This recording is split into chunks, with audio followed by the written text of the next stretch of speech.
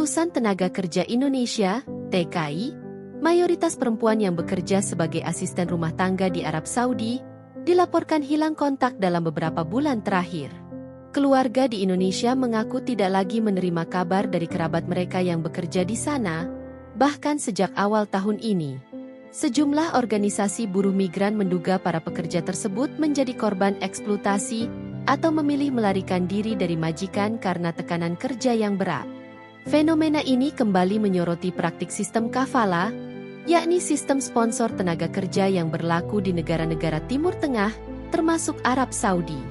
Dalam sistem ini, pekerja migran secara hukum terikat penuh kepada majikan, mulai dari izin bekerja, keluar rumah, hingga kepulangan ke negara asal. Sistem ini telah lama dikritik oleh lembaga internasional karena membuka celah terjadinya perbudakan modern. Pekerja yang melarikan diri dari majikan otomatis kehilangan status legalnya.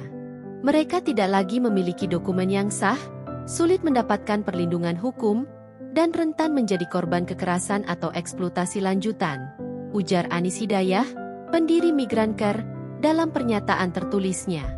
Migrancare mencatat lonjakan laporan kehilangan sejak akhir 2024 hingga awal 2025, terutama dari wilayah pengirim TKI seperti Jawa Barat, Jawa Tengah, dan Nusa Tenggara Barat. Pihak keluarga biasanya melaporkan bahwa komunikasi terakhir dengan kerabat mereka menunjukkan kondisi kerja yang tidak manusiawi, mulai dari jam kerja yang sangat panjang, pembatasan makan dan istirahat, hingga ancaman kekerasan dari majikan. Kementerian Luar Negeri Republik Indonesia menyatakan telah menerima laporan terkait kasus-kasus kehilangan ini dan saat ini tengah melakukan investigasi melalui Kedutaan Besar Republik Indonesia, KBRI, di Riyadh dan Konsulat Jenderal Republik Indonesia, KJRI, di Jeddah. Pemerintah juga membuka posko aduan bagi keluarga yang kehilangan kontak dengan anggota keluarganya di Arab Saudi. Namun demikian, sejumlah keluarga mengaku kesulitan mendapatkan respons cepat. Kami sudah melapor ke desa, agen, bahkan langsung ke Kementerian Luar Negeri. Tapi sampai sekarang belum ada informasi apapun tentang keberadaan anak saya, ujar Dedi, ayah dari seorang TKI yang hilang sejak Desember 2024. Sementara itu, Kementerian Ketenagakerjaan menyatakan akan mengevaluasi kebijakan pengiriman pekerja migran ke negara-negara dengan sistem kafala yang belum direformasi. Wacana moratorium pengiriman TKI ke kawasan Timur Tengah kembali mencuat seiring dengan meningkatnya jumlah kasus kekerasan dan kehilangan kontak. Di sisi lain, tekanan ekonomi di dalam negeri menyebabkan banyak warga tetap memilih bekerja ke luar negeri meski mengetahui risikonya.